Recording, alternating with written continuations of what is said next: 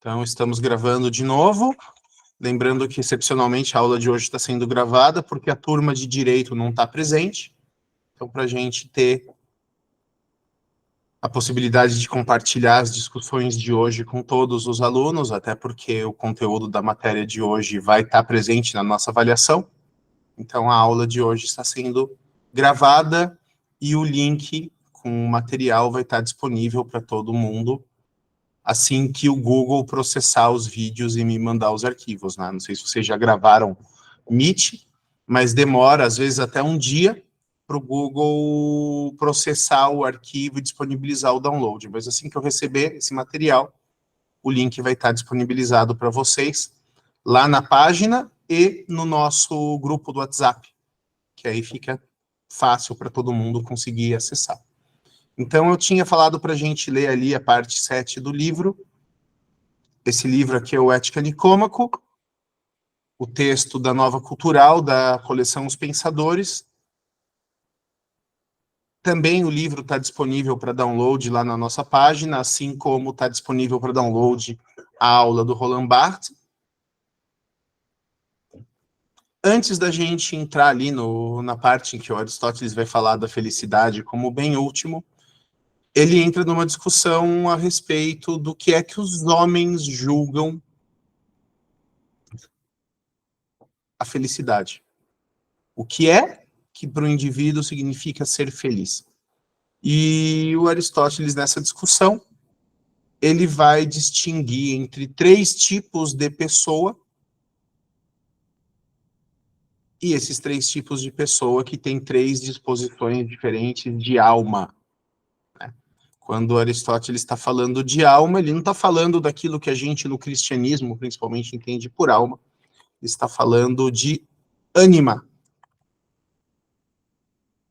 ou movimento, aquilo que move os indivíduos, aquilo que faz com que eles persigam os seus objetivos. Coloquei aqui o termo ânima. Então, a alma vai ter o sentido de movimento no sentido de fundamento da ação. Assim como o desenho animado é o desenho que se move, os indivíduos têm tipos de alma, segundo o autor. E eu vou ler para vocês, é um trecho curtinho em que ele vai falar dessa distinção entre os 3 tipos de homem, e ele cria essa distinção de acordo com a vida que eles levam.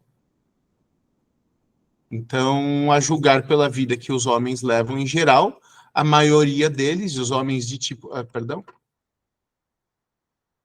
Os homens de tipo mais vulgar parecem, e não sem um certo fundamento, identificar o bem ou a felicidade com o prazer, e por isso amam a vida dos gozos. Então, existe um tipo de homem que Aristóteles entende ser vulgar. Vulgar, assim como moralista, é uma palavra que traz um peso grande, né? Se dizer hoje que alguém é vulgar, soa como ofensivo. Quando Aristóteles está falando em vulgar, no entanto, ele está usando a significação de conforme o vulgo. O vulgo. E vulgo significa conforme a maioria. Então, o indivíduo vulgar, o indivíduo que tem a alma vulgar, é um indivíduo que se comporta como se comporta a maioria das pessoas. E para Aristóteles, a maioria das pessoas identifica o bem, identifica a felicidade com a vida dos gozos, e com os gozos, né? Ele está falando dos gozos físicos. Então ele vai falar aqui, né, com efeito que existem 3 tipos principais de vida, que acabamos de mencionar, que é a vulgar, a vida política e a vida contemplativa. A grande maioria dos homens se mostram em tudo iguais a escravos, preferindo uma vida bestial, uma vida conforme os animais, conforme as bestas, mas encontram certa justificação para pensar assim no fato de muitas pessoas altamente colocadas partilharem os gostos de Sardanapalo. Lembram que a gente estudou na semana passada a alegoria da caverna, de que a maior parte das pessoas prefere ficar aprisionada nas informações recebidas diretamente pelos sentidos. Essa maioria das pessoas que prefere ficar aprisionada aos sentidos são as pessoas que têm a vida vulgar. São as pessoas que se realizam e que encontram a felicidade nos gozos do corpo.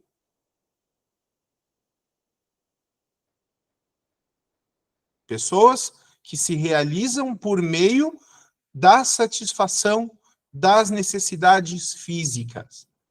Então, a felicidade, para a maior parte das pessoas, está numa mesa bem posta, numa relação sexual bem feita, numa noite bem dormida.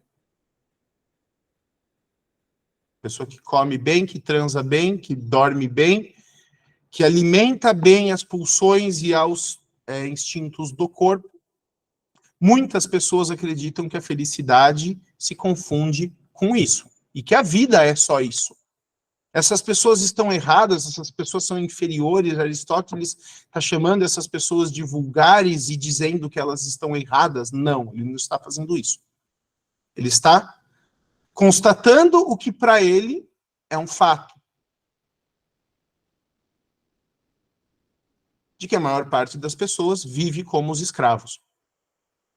De que a maior parte das pessoas é escrava das pulsões, que a maior parte das pessoas é escrava dos instintos. E que pode viver uma vida plenamente satisfeita apenas alimentando os apetites do corpo. Por que ele vai dizer que essa é uma vida bestial? Porque a satisfação dos apetites do corpo é aquilo que nós temos de comum com os animais semoventes. A satisfação dos apetites do corpo é o que torna um cachorro feliz, é o que torna um cavalo feliz. Um hipopótamo, um gorila, um macaco, um rinoceronte. Cruzar e comer. Essas coisas são ruins? Elas não são ruins, mas o ser humano pode ser capaz de mais. O ser humano pode se libertar das correntes da necessidade biológica para se realizar em coisas maiores do que isso. Mas apesar de poder, a maior parte das pessoas não se importa com isso. A gente conversou semana passada sobre mas por que você está... Cara, véspera de feriado, 9h15 da noite, por que caralho você está gastando a tua noite, o teu tempo, discutindo Aristóteles pela internet? Esse não é, vamos dizer, um lazer e um prazer. Não são lazeres e prazeres vulgares, não são interesses comuns. Por que vocês querem passar 4 anos da vida de vocês estudando o funcionamento da psique ou a educação dos jovens?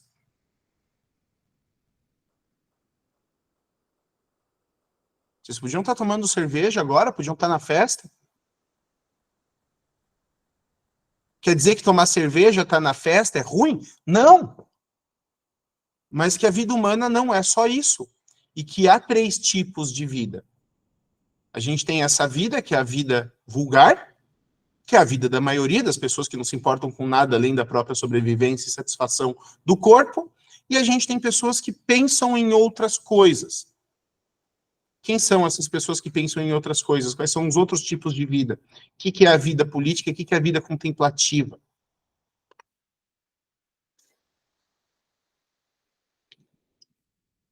A consideração dos tipos principais de vida, né, seguindo a leitura, mostra que as pessoas de grande refinamento e índole ativa identificam a felicidade com a honra, pois a honra é, em suma, a finalidade da vida política.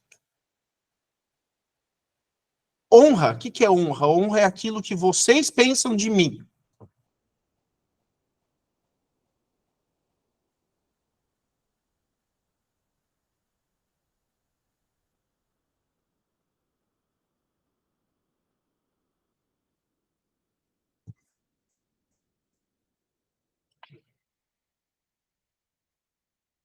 Depois que ela se libertou da... Boa, Fanny.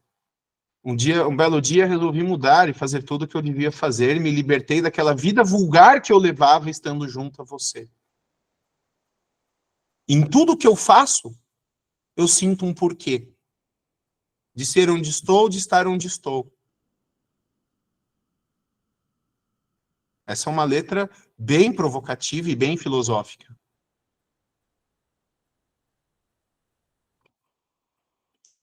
O ar que eu respiro, eu sinto prazer. Essa é uma postura contemplativa.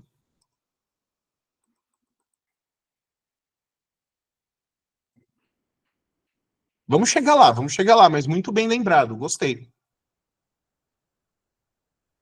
Os que não conhecem a música, acho que quase todo mundo deve conhecer essa música, mas ela chama Agora Só Falta Você, da Rita Lee, do marido Roberto de Carvalho, são os compositores dela.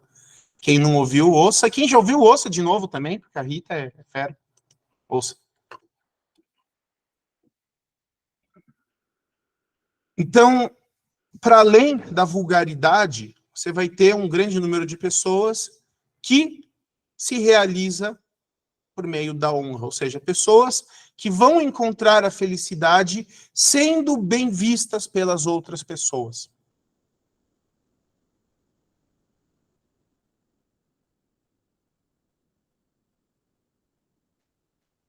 Aristóteles chama essa vida de vida política, porque a honra é a finalidade da vida política. As pessoas que vão para a praça pública, que vão para os canais de fala para serem ouvidas, para serem respeitadas, para serem votadas e adquirem poder a partir daquilo que os outros pensam delas. Todo mundo quer uma boa posição profissional, todo mundo quer ser respeitado, ainda mais aqui que a gente está entre pessoas da área de humanas, né? Todo mundo quer ser visto como alguém com uma certa sabedoria, todo mundo quer ver alguém com uma certa competência, capaz de cumprir a sua função na sociedade e quer ser respeitado e quer ser bem visto e quer ser bem remunerado por causa disso.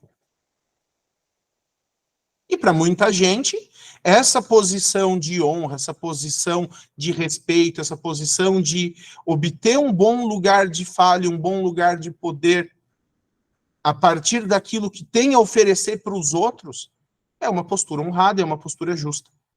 Essa postura exclui a vida vulgar? Não, pelo contrário.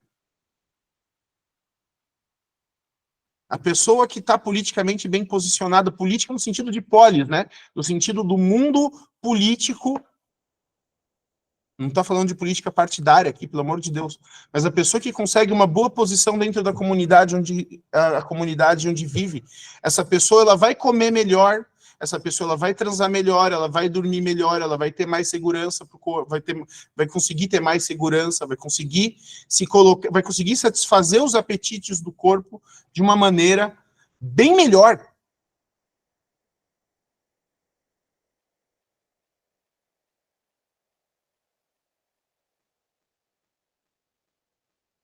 Do que aquela pessoa que só pensa no próprio corpo.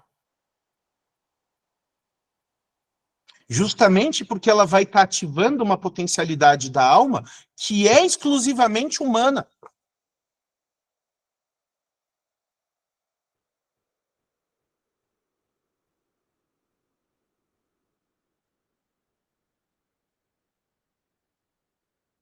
Ela vai estar se movendo, né? Por isso a alma, né? O móvel, a motivação por trás das ações dos indivíduos que tem essa característica política, ela é mais humana do que a dos indivíduos que se movem apenas pelos instintos, porque os instintos não são exclusivamente humanos. Então vamos seguir. No entanto, afigura-se demasiado superficial para ser aquela que buscamos, visto que depende mais de quem a confere do que de quem a recebe, enquanto o bem nos parece ser algo próprio de um homem e que dificilmente ele poderia ser arrebatado. Qual que é o problema com o indivíduo político? Qual que é o problema com o indivíduo que tem por finalidade de vida ser reconhecido pelos outros? O problema é que você não tem como obrigar os outros a te reconhecerem. A tua felicidade vai depender da opinião alheia.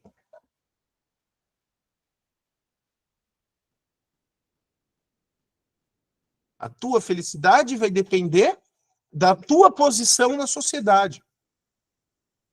e você não controla a opinião alheia. Eu posso ser competente, eu posso ter uma relação de busca pela verdade. Eu posso me capacitar, eu posso aprender os campos de conhecimento para os quais eu me propus. E tudo isso é bom. Mas eu não tenho nenhuma condição de obrigar as outras 27 pessoas que estão nessa sala a dizer que eu sou competente, a dizer que se interessam pelo que eu falo, a dizer que gostam do que eu falo. Se eu for colocar a minha capacidade, o meu interesse, o meu valor na opinião de vocês, eu, enquanto professor, estou ferrado.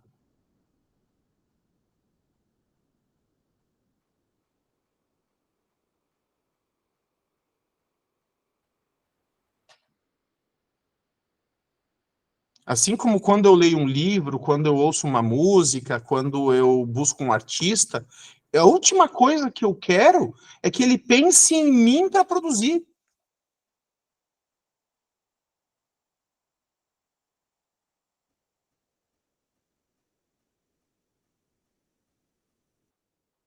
Que o compositor que eu gosto escreva uma música pensando no que eu gosto. Se a gente pensa na grande mídia hoje, a gente pensa nas novelas, se a gente pensa nas séries, se a gente pensa na mídia de massas, ela é toda feita em cima de pesquisa de mercado. Os canais de TV alteram as novelas na medida em que o público está ou não gostando de uma determinada personagem. Isso é vulgaridade.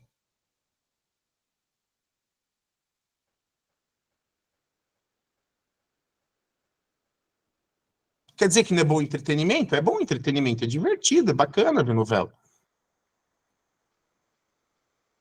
Mas é uma coisa que está sendo produzida para atender aos impulsos vulgares das pessoas.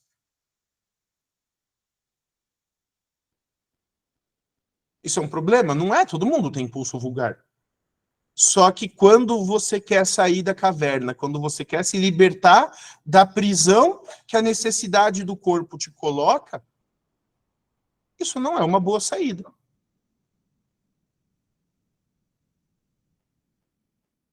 Não é uma boa atitude.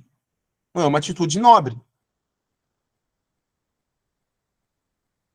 Então, o problema da vida política é que você coloca a tua felicidade na opinião do outro. Você vai depender de você vai ser depende, você vai depender de ser honrado por pessoas que você não conhece e você não tem nenhuma condição de exigir honra.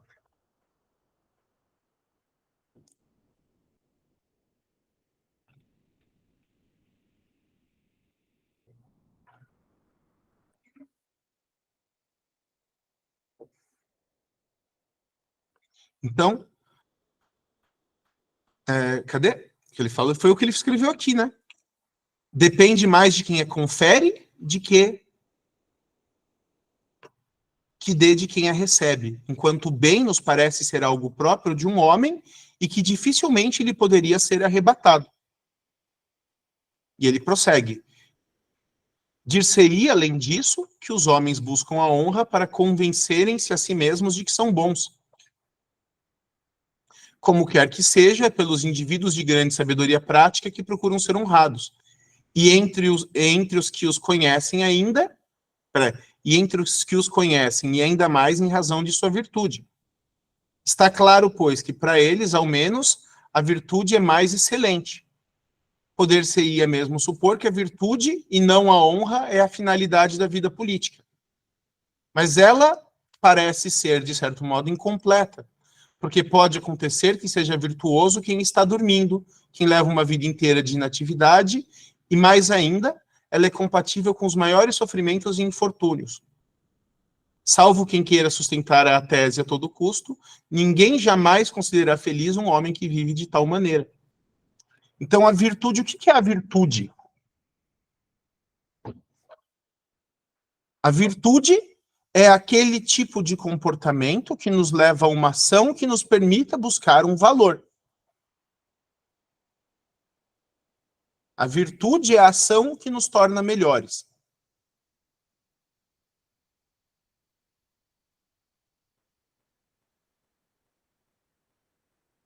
Então, talvez seria a virtude e não a honra a finalidade da vida política. Eu ser reconhecido como alguém que age de acordo com um valor. Ainda assim, a vida virtuosa não necessariamente vai te tornar feliz, e o reconhecimento da virtude também não está na tua mão. Então, a vida política, ela é superior à vida vulgar, porque pelo menos você está buscando a sua melhoria e você está buscando o reconhecimento dos outros e não apenas a satisfação do corpo. Mas essa, para Aristóteles, é uma felicidade incompleta e uma felicidade inferior.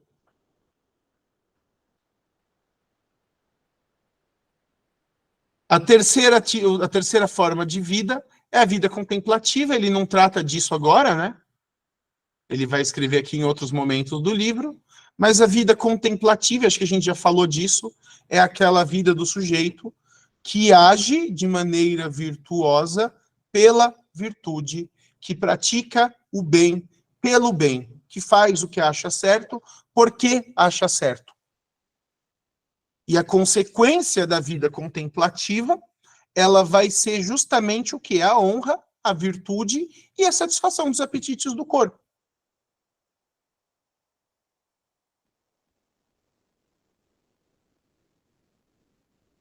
E aqui entra a questão que foi colocada antes do intervalo, da diferença entre ética e a moral.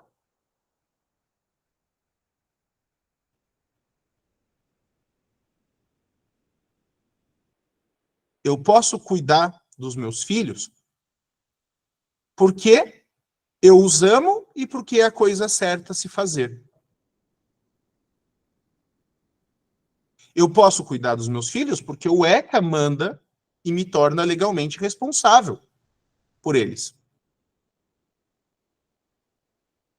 Da primeira maneira, quando eu cuido dos meus filhos porque eu os amo e eu quero o bem deles, eu estou agindo de acordo com o que seria o tipo de vida contemplativo. E eu estou com uma ação ética. Eu estou me comportando de acordo com os meus valores. Quando eu cumpro com as minhas obrigações de pai, simplesmente para cumprir a lei, eu estou agindo de acordo com a moral. Eu estou agindo do modo esperado pela sociedade. Eu tive filho, a sociedade espera que eu cuide dos meus filhos.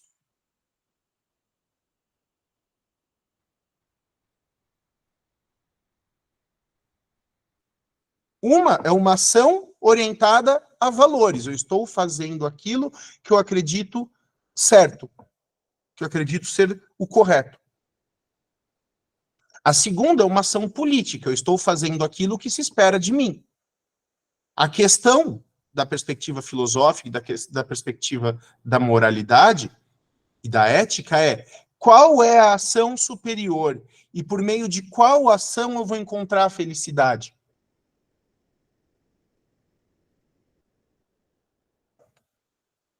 E agora vamos lá para a página, para o 7.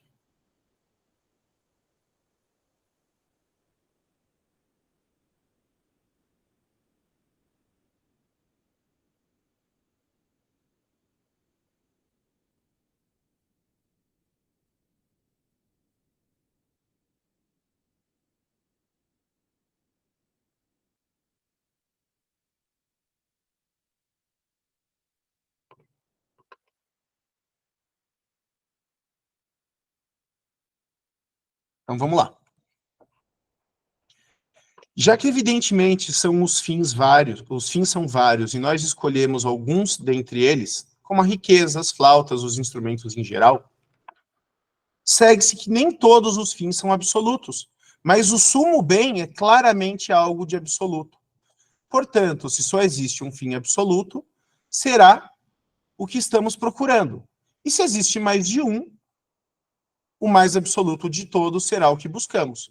Então, tem gente que vai buscar a felicidade na música, tem gente que vai buscar a felicidade no trabalho, tem gente que vai buscar a felicidade nos seus relacionamentos, tem gente que vai buscar a felicidade no esporte, tem gente que vai buscar a felicidade na acumulação de riquezas, tem gente que vai buscar a felicidade na política.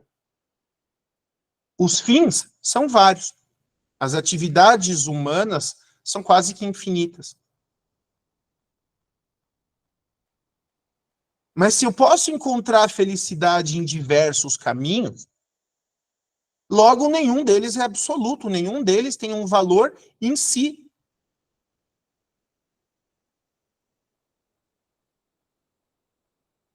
Os caminhos humanos são vários, mas a finalidade deles, pro sujeito que tem uma disposição contemplativa, principalmente, é uma.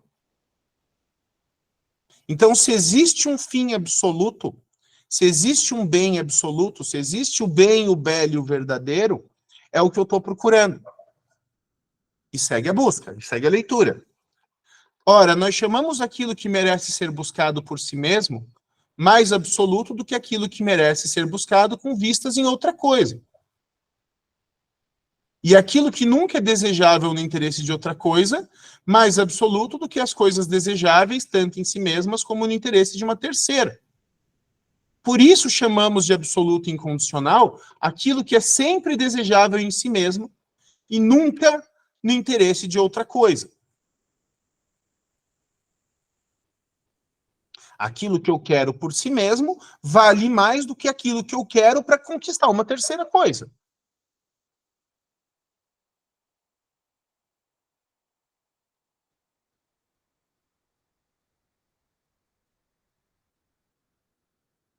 Foi o que a gente discutiu antes do intervalo.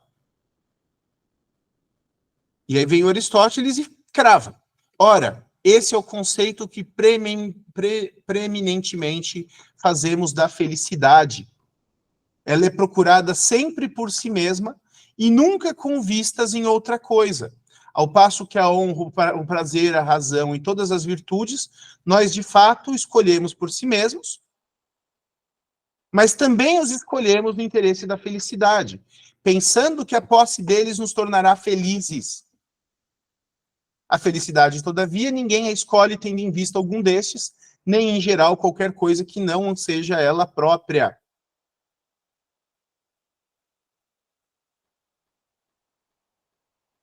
Entenderam?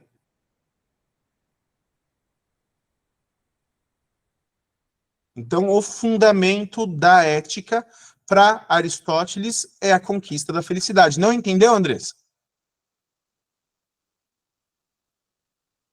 Com vários nãos. Não entendeu ou não concorda? Eu não entendi. É que eu não te ouvi. Acho que meu microfone falhou. Fala. Eu não entendi. Tá legal. Vamos de novo. Vamos seguir o raciocínio do nosso amigo Aristóteles.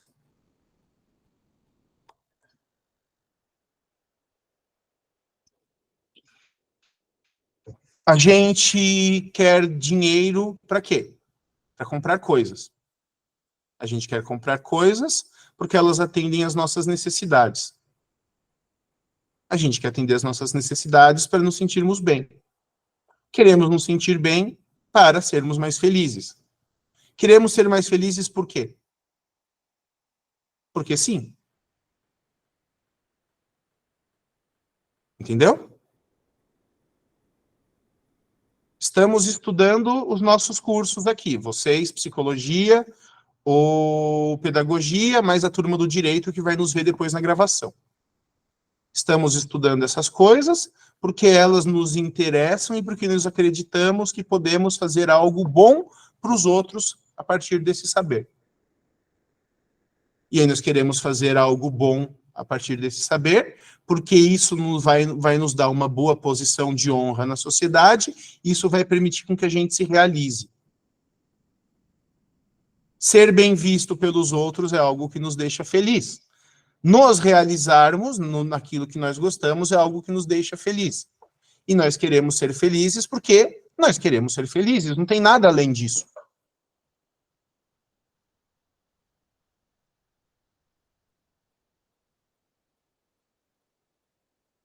Alguém está aqui para ser infeliz, para ser triste?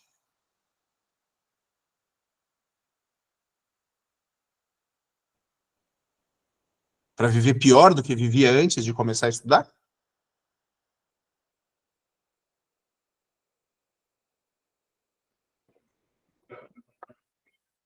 Então, tudo aquilo que nos aproxima da felicidade é uma virtude. A força de vontade em estudar, a persistência, a paciência,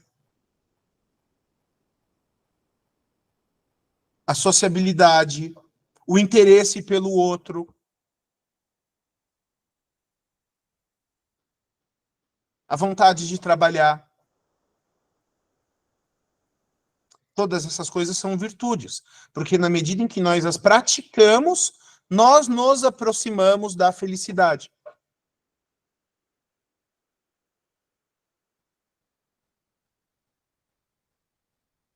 Por outro lado, a grosseria, a ignorância, a procrastinação, a falta de interesse pelo outro, a falta de vontade de aprender, de estudar, de crescer, essas coisas são vícios.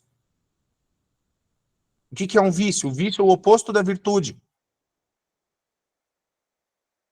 São ações que te afastam do objetivo final humano, daquilo que é bom por si mesmo, para o homem, que é a felicidade.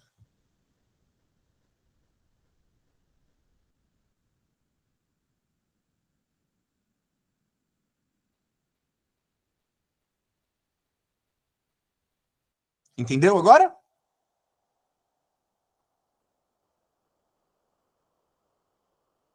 Beleza. Eu acho muito louco, porque esse texto ele foi escrito há 2.400 anos atrás. Num outro universo cultural, num outro marco tecnológico, numa outra religião, numa outra língua, e ele está falando de temas e de formas de vida e de raciocínios que são absolutamente válidos no dia de hoje. Quer dizer que essa é a única perspectiva ética válida? Não. A teoria do Aristóteles tem as suas limitações, as suas críticas, e a gente vai fazer isso no momento adequado. É que eu acho que só faz sentido criticar um autor depois que você apresenta o pensamento dele com toda honestidade e boa vontade possível. Mas a atualidade do pensamento dele, a lucidez com que ele discorre a respeito das coisas, isso em todos os livros, até nos livros de biologia e de física, onde ele está absolutamente errado, ele está escrevendo de acordo com conhecimentos da época, é de uma clareza, de uma lucidez e de uma humanidade, que é uma coisa que eu acho linda, sabe?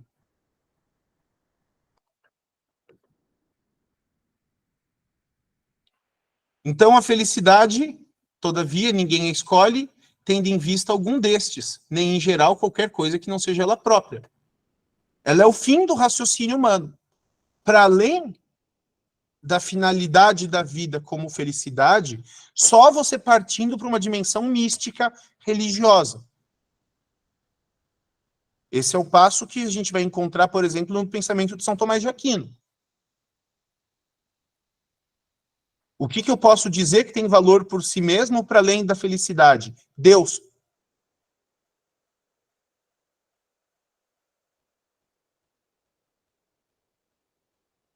Eu quero ser alguém agradável aos olhos de Deus.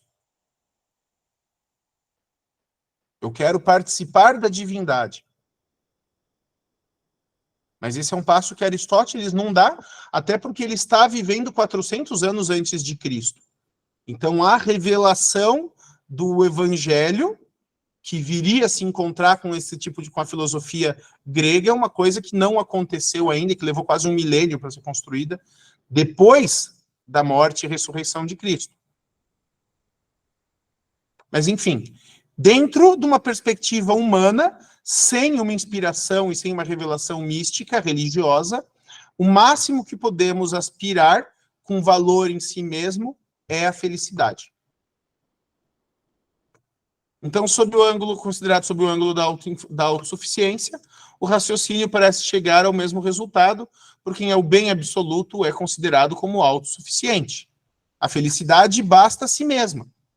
Eu não quero ser feliz para nada, isso significa que ele é considerado autossuficiente. Ora, por autossuficiente, não entendemos aquilo que é suficiente para um homem só, para aquele que leva uma vida solitária, mas também para os pais, os filhos, a esposa e, em geral, para os amigos e concidadãos, visto que o homem nasceu para a cidadania. Quando eu penso em algo que é bom em si mesmo, eu necessariamente tenho que pensar que esse algo é bom para todo mundo. Se uma coisa é boa para mim, mas não é boa para os outros, se a felicidade ela é boa para mim, mas ela não é boa para os outros, ela não é aquilo que a gente está buscando. Ela não é o bem absoluto.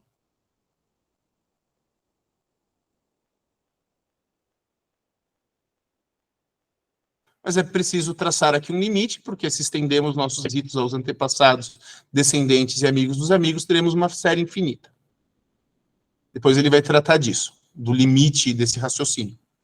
Por ora, definimos a autossuficiência como aquilo que, em si mesmo, torna a vida desejável e carente de nada. E como tal, entendemos a felicidade, considerando, além disso, como a mais desejável de todas as coisas, sem contá-la como um bem entre outros. Então vamos lá, vou pular esse trechinho. Mas dizer que a felicidade é o sumo bem talvez pareça uma banalidade, e falta ainda explicar mais claramente o que ela seja.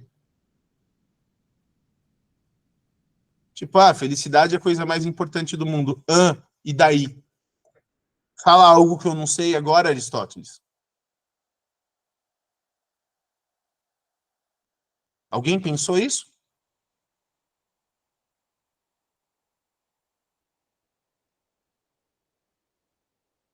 Tipo, todos querem ser felizes. Porra, não diga. A Andressa não pensou.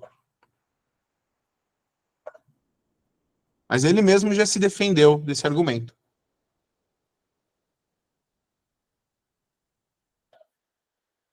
Falta ainda explicar mais claramente o que seja felicidade. Tal explicação não ofereceria grande dificuldade se pudéssemos primeiro determinar a função do homem.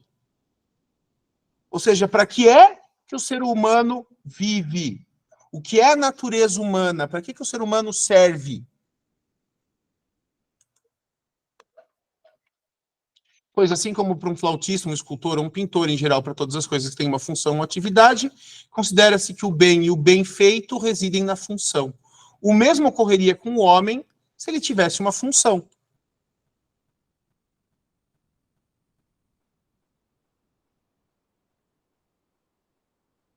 Dá-se o mesmo, então, dar-se-á o caso, então, de que o carpinteiro e o curtidor tenham certas funções e atividades e o homem não terá nenhuma?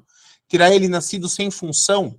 Ou assim como o olho, a mão, o pé e em geral cada parte do corpo tem evidente uma função própria, poderemos assentar que o homem, do mesmo modo, tem uma função à parte de todas essas.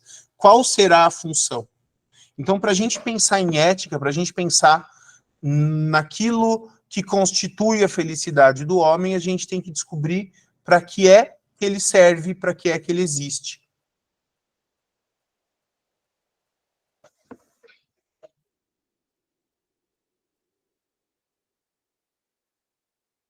Então a gente tem que encontrar aquilo que o homem tem de único, aquilo que faz com que o homem seja o homem, aquilo que diferencia o homem dos demais seres vivos, para a gente encontrar aquilo que, em específico ao homem e exclusivamente a ele, constitui a sua felicidade. Ali a gente vai encontrar o fundamento da ação e ali a gente vai encontrar um fundamento para o comportamento ético. Entenderam o raciocínio?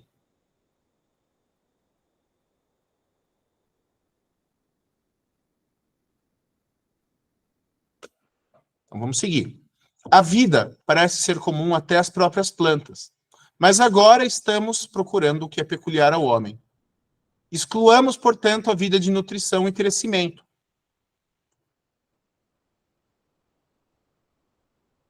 A seguir há uma vida de percepção, mas essa também parece ser comum ao cavalo, ao boi e a todos os animais. Então, a mera vida biológica, a mera satisfação do corpo, ela está excluída porque ela não é exclusiva do homem. A felicidade do homem não é a mesma do cachorro, do cavalo e da planta.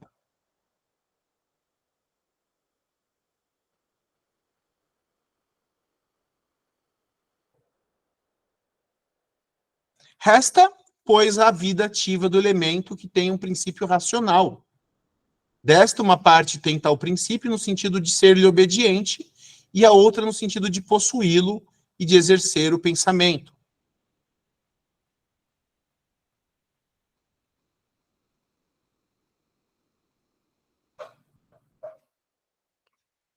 E como a vida do elemento racional também tem dois significados, devemos esclarecer aqui que nos referimos à vida no sentido de atividade, pois essa parece ser a acepção mais própria do termo.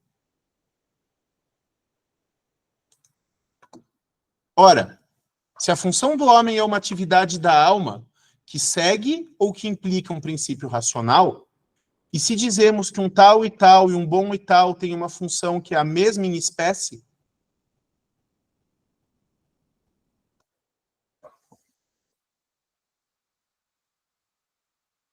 por exemplo, um tocador de lira e um bom tocador de lira, assim como em todos os casos, sem maiores discriminações, sendo acrescentada ao nome da função a eminência com respeito à bondade, pois a função de um tocador de lira é tocar lira, e a de um bom tocador de lira é fazê-lo bem. Se realmente é assim, eu vou pular a explicação que ele dá aqui, a chave, o bem do homem nos aparece como uma atividade da alma em consonância com a virtude, e se há mais de uma virtude, com a melhor e a mais completa. Assim como o bom guitarrista é aquele que toca guitarra bem, assim como o bom professor é aquele que ensina bem, o bom homem é aquele que vive bem de acordo com a razão.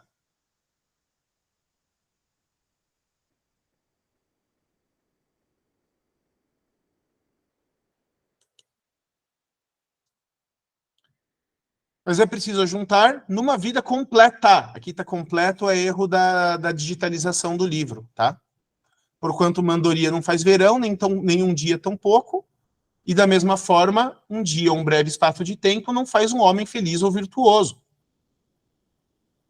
Que isso sirva como um delineamento geral do bem, pois presumivelmente é necessário esboçá-lo primeiro de maneira tosca, para mais tarde precisar os detalhes. Mas, a bem dizer, qualquer um é capaz de preencher e articular o que em princípio foi bem delineado, e também o tempo parece ser um bom descobridor e colaborador nessa espécie de trabalho. A tal fato se devem os progressos das artes, pois qualquer um pode acrescentar o que falta. Devemos igualmente recordar o que dissemos antes. Peraí. Geometria, começa a dar exemplo.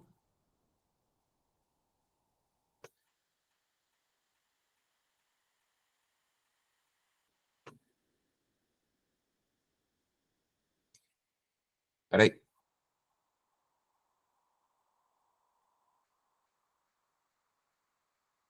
Aqui. Os bens têm sido divididos em 3 classes. Ele falou isso aí está em Platão. A gente vai tratar disso em outra ocasião. Alguns descritos como exteriores, outros como relativos à alma ou ao corpo. Nós outros consideramos como mais propriamente, verdadeiramente bens, os que se relacionam com a alma. E como tais, classificamos as ações e atividades psíquicas. Logo, o nosso ponto de vista deve ser correto, pelo menos de acordo com essa antiga opinião, com a qual concordam muitos filósofos. É também correto pelo fato de identificarmos o fim com certas ações e atividades, pois desse modo ele vem incluir-se entre os bens da alma e não entre os bens exteriores. Outra crença que se harmoniza com a nossa concepção é de que o homem vive bem e age bem, pois definimos a felicidade como uma espécie de boa vida e boa ação. As características que costumam buscar na felicidade também parecem pertencer todas à definição que demos dela.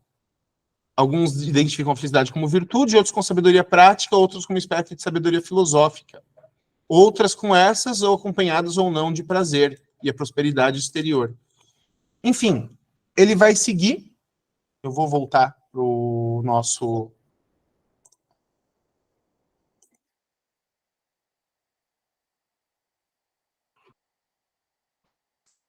Eu vou voltar aqui para a nossa apresentação, né? Porque, basicamente, Aristóteles ele vai levar o raciocínio para a ideia de que a felicidade consiste na prática das virtudes orientadas à alma e orientadas ao uso da razão. Porque elas são aquelas que são exclusivas do homem, porque são aquelas que tornam o homem melhor numa perspectiva de honradez e numa perspectiva de contemplação e de sabedoria. Os bens do corpo são bons, mas eles são bons na medida em que permitem a edificação da honra e a edificação do espírito.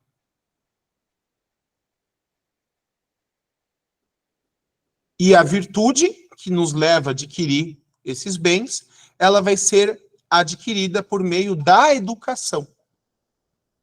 Então há uma pedagogia, os pedagogos estão aqui para não me deixar mentir sozinho, que leva o indivíduo a aprender a se tornar autônomo, aprender a se tornar mais forte, aprender a se tornar mais sábio, aprender a se tornar mais virtuoso.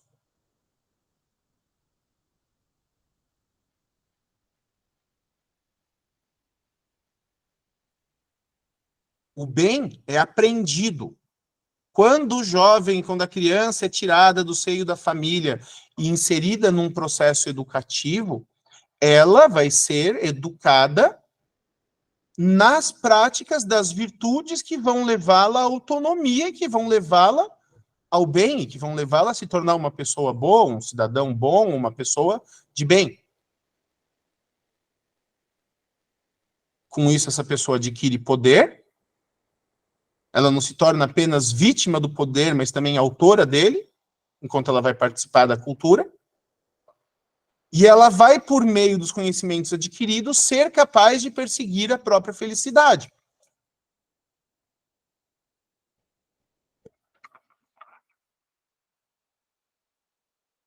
Essa, numa explicação bem rápida, é a chamada ética aristotélica. Eu julgo o valor de uma ação por meio da virtude do ator. Quando eu vou julgar a ação de alguém, mais do que analisar o código para saber se é legal ou ilegal, se é certo ou errado, eu vou julgar o indivíduo de acordo com a intencionalidade do ato, para saber se aquele ato era ou não virtuoso. Sabe onde a gente encontra esse tipo de ética, onde a gente encontra esse tipo de perspectiva?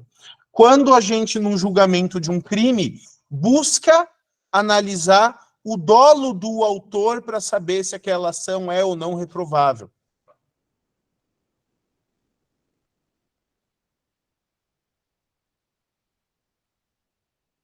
A gente usa esse tipo de ética, a gente usa esse tipo de julgamento ético quando a gente se depara com um erro nosso ou de uma pessoa, mas a gente julga esse erro não de acordo com o resultado prático, mas de acordo com a intencionalidade. Aquela pessoa, quando agiu, estava buscando a prática de um bem?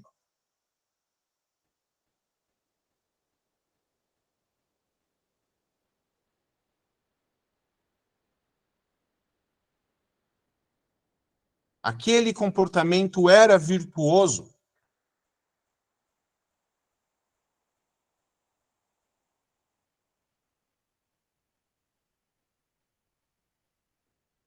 Toda ética que vai colocar a intencionalidade acima do resultado, ela é uma ética de fundo aristotélico.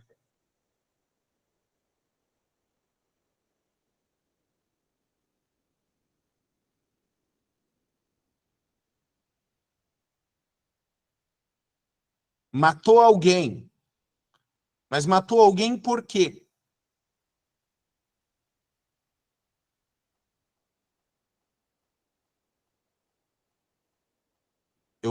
O ato de matar, o ato culturalmente separado de significação é neutro. Eu posso condecorar o soldado e prender o assassino.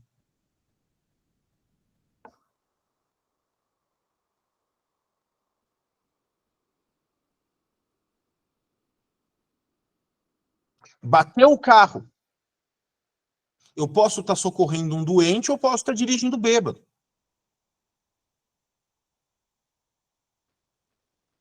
O que o código moral vai me dizer? Que eu sou responsável pelo acidente, que eu sou responsável pelo homicídio. Agora, o julgamento da ação, ele não se dá só na moralidade, ele requer um julgamento ético. E para eu realizar o julgamento ético, eu preciso julgar intencionalidade. A frase "o que vale é a intenção", ela é muito aristotélica e ela é muito do senso comum.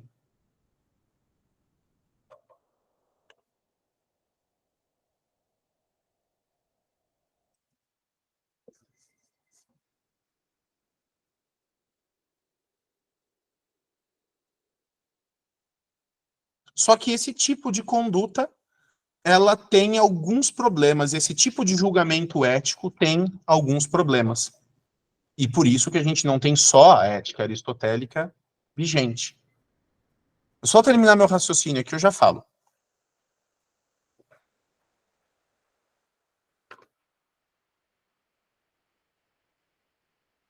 O primeiro, que a busca pela felicidade, a busca pelo bem por meio da virtude, ela é uma busca individual. A escolha de fins e a forma que a gente interpreta o que é o bem, ela é individual. Só que nós não vivemos vidas individuais, nós vivemos em sociedade. Então, a ética aristotélica, quando chega às questões de responsabilidade social, quando ela chega à questão de responsabilidade política, ela entra em um impasse. Lembrem-se que a filosofia platônica e depois aristotélica surge como uma reação aos sofistas por causa do problema da política.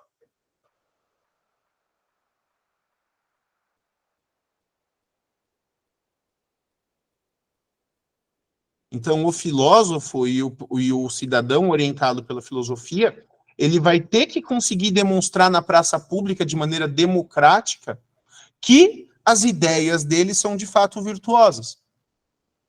Só que essa virtude, ela vai ter que se chocar com outras virtudes, e ela vai ter que se chocar ainda com a palavra dos cínicos, dos sofistas, que emulam a virtude se apegando no moralismo. E você está aplicando uma subjetividade sua, você está aplicando uma sensibilidade sua a respeito do bem, para tentar enfrentar problemas. Quando os problemas são individuais, funciona que é uma maravilha. Agora, quando chega na construção de soluções coletivas, a ética aristotélica é insuficiente. Fora que você tem um outro problema, que é um problema do direito até hoje, é um problema das relações humanas até hoje. Porque é um problema humano. O indivíduo, ele pode alegar em defesa própria, e nós podemos alegar em defesa das pessoas com as quais a gente se importa, que a gente ama, as boas intenções. Mas você não tem como saber. Existe uma barreira do conhecimento, que é a intencionalidade do outro. A pessoa pode alegar para você, quando comete um erro, quando comete um crime, todas as boas intenções do mundo. Mas você não tem como saber se aquilo é ou não verdade.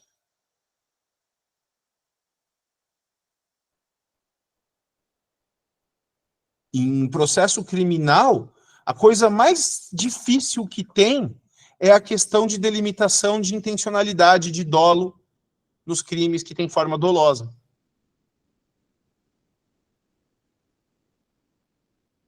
Como é que eu vou saber a intenção do sujeito? O sujeito pode falar que tem todas as boas intenções do mundo. Você pode acreditar nele, mas você não tem certeza. Você não tem certeza da declaração que você ouve da pessoa que você ama. Você não tem certeza da explicação que você ouve da pessoa que te prejudicou. Você não tem certeza do que vai na cabeça da pessoa para trás do olhar. Você não tem como. Então, a ética aristotélica ela tem um valor muito grande como autoconhecimento. Ela tem, para mim, é o melhor modelo ético no que diz respeito ao meu próprio comportamento, aos meus valores. Mas quando eu estou falando de ética, eu estou falando de ação. Eu estou falando da passagem do pensamento para o fato. E a passagem do pensamento para o fato e a ação, elas são avaliadas socialmente. Então, a tendência da ética clássica é decair no moralismo. Tanto que o direito, que bebe tanto do aristotelismo, confunde ética e moral. Trata código moral como código de ética.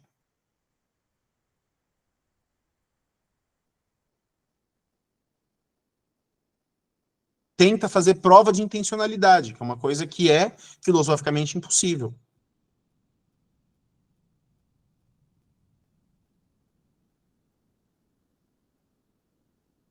Outras escolas de pensamento, principalmente a utilitarista, ela vai dizer o quê? Dane-se a intencionalidade.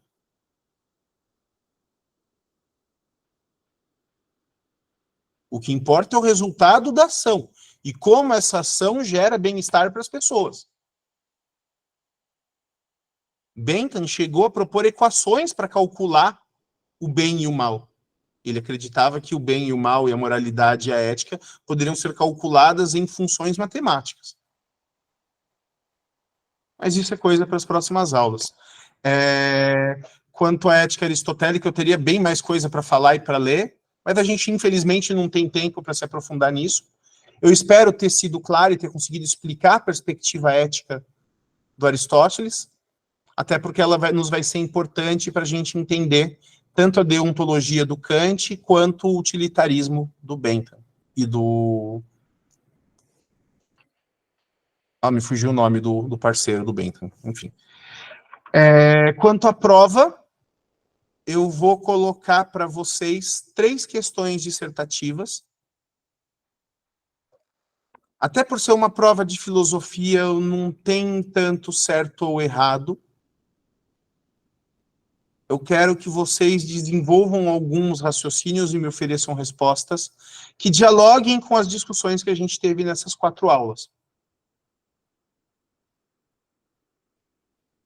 Então, o que eu quero é que vocês demonstrem para mim na prova, basicamente que vocês entenderam as discussões que a gente está tendo aqui e que vocês são capazes de participar delas, trazendo complementos e colaborações a partir de respostas escritas. Tá certo?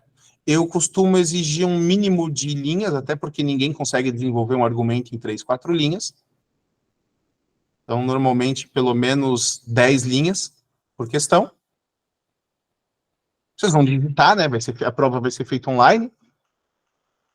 E é isso. Se tiver texto, o texto vai ser colocado. Eu não vou colocar muito texto, porque vocês não têm tanto tempo assim para fazer a prova, né? É o tempo de duração da aula, vai das 7 às 10h30.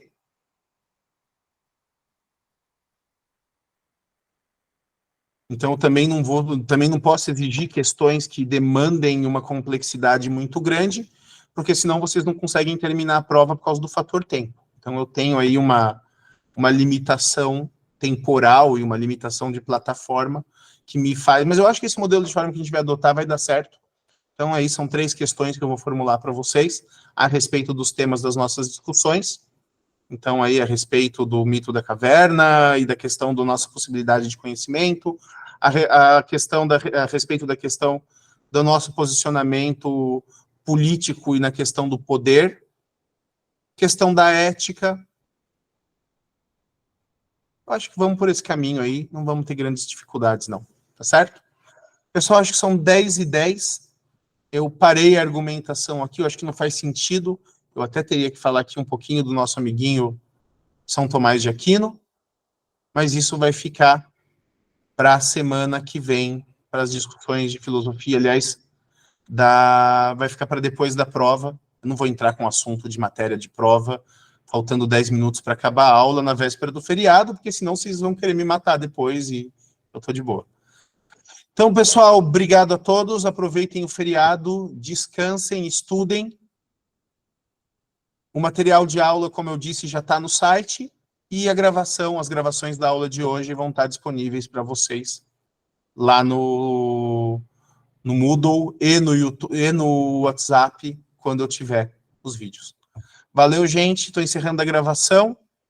Fiquem com Deus, descansem. Bom feriado e até semana que vem. Semana que vem, vocês vão estar fazendo a prova no Moodle, eu vou estar online, vocês podem me chamar no WhatsApp se precisarem falar comigo. Vou estar de plantão lá para ouvir vocês. Valeu, gente. Tchau. Tchau, professor. Tchau. Estou parando a gravação agora.